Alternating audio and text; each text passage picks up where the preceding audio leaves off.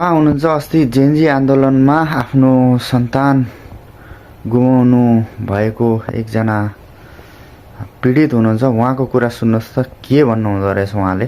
Vote हाल्नुभन्दा अगाडि हाम्रो मुख हेरिदिनुहोस्, हाम्रो त्यो चित्कार हेरिदिनुहोस्, कस्तो थियो त्यो बेलाको। बिन्ती छ यो पालि घन्टीमा भोट दिनु होला। 76 जना बच्चाको आमा बाउको मुख हेर्नुहोस्, बिन्ती गर्छु यो पालि राष्ट्रमा भोट हालिदिनुहोस् र घन्टीमा भोट हालिदिएर हाम्रो 3 जना ब्रह्मा विष्णु महेश्वरलाई जिताउनुहोस्, यति भन्छु म। ब्रह्मा विष्णु महेश मैले नामै राखिदिएको छु, ब्रह्मा विष्णु महेश्वरलाई जिताउनुहोस्, अर्थात् रवि बालन कुलमान कुलमान, यति मैले नामै राखिदिएको छु, ब्रह्मा विष्णु महेश्वर, उहाँहरूलाई जिताइदिनुहोस्। को हो ब्रह्माको विष्णुको महेशको?